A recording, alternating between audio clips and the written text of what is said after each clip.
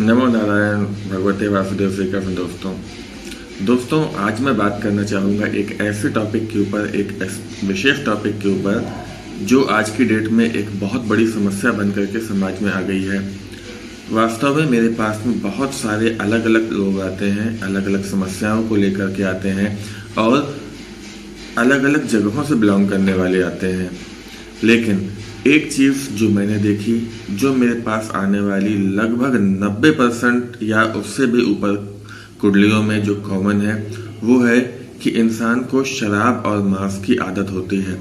इंसान शराब पीना नहीं छोड़ पा रहा होता है या शराब पी रहा होता है और मांस का सेवन कर रहा होता है। आपको सामाजिक तो बहुत सारे कारण पता ही हैं कि शराब और मांस के क्या दिक्कत हैं, लेकिन आज मैं आपसे कुछ आपके जीवन में ज्योतिषीय दृष्टिकोण से क्या चीज़ें आती हैं, कौन सी ऐसी चीज़ें शराब और मांस के सेवन से आती हैं जो आपके जीवन में एक बहुत बड़ा नेगेटिव इम्पैक्ट डालती हैं। अगर मैं बात करूं तो अगर आपकी जन्म कुंडली के अंदर सूर्य एक विशेष स्थिति के अंदर बैठा हुआ है और उस स्थिति के अंदर सूर्य बैठा होने के बाद में आप शराब और मांस का सेवन कर रहे हैं, तो कहा जाता है कि जितना आप मांस खाते जाओगे उतना आप अपने पुत्र का मांस खाते जाओगे, यानी कि आपके पुत्र संतान होने की संभावनाएं उतनी ही ज्यादा कम होती जाएंगी। अगर आपके कुंडली के अंदर मंगल एक विशेष स्थिति में बैठा हुआ है, मंगल एक विशेष तरीके से बैठा हुआ है, तो और अगर आप शराब और मांस का सेवन कर रहे हो, उसको नहीं छोड़ रहे हो, तो जब भी आपके साथ में आपके घर में कोई मांगलिक कार्य होने लगेगा, उसी समय पे उसी टाइम पे सारी की सारी बाधाएं आकर के खड़ी हो जाएंगी, सारी की सारी मुसीबतें आके खड़ी हो जाएंगी। इनफैक्ट हम लोगों ने कई बार देखा भी है, कई बार पेपर के अंदर भी पढ़ा है कि शादी हो रही है, बारात गई हुई है और दूल्हा ड्रिंक करके स्टेज में गया है जयमाल डालने के लिए और दुल्हन ने उसी टाइम पे मना कर दिया है शादी करने से। न्यूज़पेपर में बड़ा बवाल, बड़े हेडलाइन के साथ में छपता है, बट एक्चुअली वहाँ पे दोष किसका है? वहाँ पे चूंकि मंगल है, एक मांगलिक कार्य हो रहा है, आपका शादी विवाह हो रहा है और उसी टाइम पे आपने शराब का सेवन कर लिया है, तो उसको उसी टाइम पे जाके खराबी देनी है जिस टाइम पे आपके साथ में, आपके घर में, आपके परिवार में कोई मांगलिक कार्य हो रहा हो। आगे बात करें कि तो अगर बुध एक विशेष स्थिति में बैठ गया है, बुध ने एक विशेष तरह से चीज बना ली है और उसके बाद आप शराब का सेवन करते हो, तो आपको ऐसा लगेगा कि शराब पीने से आपकी उन्नति हो रही है, शराब पीने से आपके नए नए दोस्त बन रहे हैं, शराब पीने से आपको बिजनेस अपॉर्चुनिटीज अच्छी मिल रही है या बहुत सारी ऐसी चीजें। लेकिन अंत में जब आप कैलकुलेशन करेंगे, कंक्लूजन करेंगे, अपना जीवन स्तर देखेंगे, तो आप कभी भी अपने जीवन में आगे नहीं बढ़ पाए होंगे।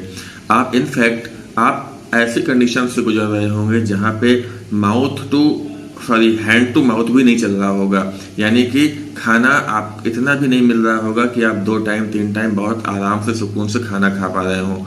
बिजनेस के बहुत अच्छा होने की, बिजनेस के बहुत ग्रो करने की या पारिवारिक और सामाजिक संबंध बहुत अच्छे होने की तो बात ही दूसरी है। यहाँ तक धोखा होगा आपके साथ में कि आपको लगेगा कि आपके साथ जो दोस्त मिल करके बैठ करके शराब पी रहे हैं वो आपके बहुत अच्छे दोस्त हो गए हैं, जरूरत पे आपको बहुत काम आएंगे, लेकिन अंत में होगा यही कि वो दोस्त जो है जरूरत के समय पे आपके काम बिल्कुल नहीं आने वाले हैं। तो दोस्तों, कई सारे लोगों के पास हम लोग जाते हैं, हमारे कई बार घर परिवार के लोग, कई बार ज्योतिषी, कई बार गुरुजन हमें कहते हैं कि आप शराब छोड़ दो, आप शराब छोड़ दो, ये आपके लिए ठीक नहीं है, मांस छोड़ दो। और हम क्या कहते हैं कि हाँ, हम धीमे धीमे करके इसको छोड़ देंगे, शराब पीने की जो आदत है ये हम धीमे धीमे कम कर देंगे, धीमे धीमे छोड़ देंगे। दोस्तों, मैं बताना चाहूँगा कि धीमे धीमे क्या चीज़ होती है। धीमे धीमे केवल एक चीज होती है, वो होती है नेचर में हीलिंग। केवल हीलिंग एक ऐसी प्रक्रिया है, एक ऐसी नेचर प्रक्रिया है जो धीमे धीमे होती है। इसके अलावा ये जो आपको शराब छोड़नी है, ये आपको कब छोड़नी है आज मैं आपको बताता हूँ। उसी में मैं आपको माँ भगवती की कृपा से, गुरुदेव की कृपा से, नारायण भगवान की कृपा से मैं आपको खूब सारी ब्लेसिंग्स दे रहा हूँ, उनसे खूब प्रार्थना कर रहा हूँ कि आपको इतना स्वावलंबन दे, आपको इतना आत्मबल दे, आपकी इच्छा शक्ति को इतना प्रबल करे कि आप इस शराब की बैड हैबिट से, इस मांस की बैड हैबिट से बाहर आ सकें और अपने जीवन को एक सुखद और आनंददायक जीवन बना सकें। तो अब मैं बात कर रहा था कि शराब आप कब छोड़ सकते हैं, किस समय छोड़ सकते हैं। आप जानना चाहेंगे? मैं आपको बताता हूँ। आप शराब छोड़ सकते हैं अभी। ये जैसे ही मैंने चुटकी बजाई, बस आपने शराब छोड़ दी।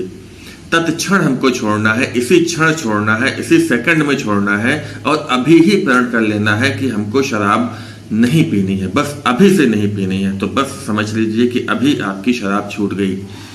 अब बात बचती है धीमे धीमे की।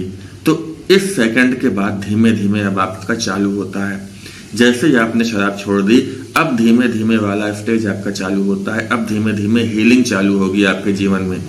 आप अपने जीवन के अंदर जो चीज़ें नुकसान कर चुके हैं, जो चीज़ें गंवा चुके हैं, जिन चीज़ों के आपको घाटे लग चुके हैं, वो धीमे धीमे अब हील होना चालू होंगी। अब धीमे धीमे आपके जीवन के अंदर एक सुखद, एक मनोरम परिवर्तन आना चालू होगा।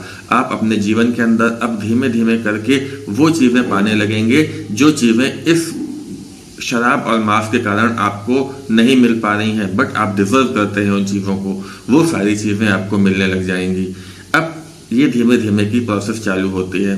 इसलिए माँ भगवती से मेरी खूब कामना है कि आपको खूब आत्मबल दे, आपका खूब दृढ़ निश्चय दे कि आप इस शराब को, इस मांस की गंदी आदत को, जो कहीं ना कहीं आपके जीवन में आपको पीछे लेके जा रही है, आपको आपकी उन्नतियों से दूर लेके जा रही है, जो सबसे बेस्ट चीज़ आप डिजर्व करते हैं उसको आपको मिलने नहीं दे रही है, आपके अच्छे दोस्त नहीं बनने दे रही है, आपके जीवन में कोई मांगलिक कार्य नहीं होने दे रही है, आपको रुपए पैसे के लिए घाटे दे रही है।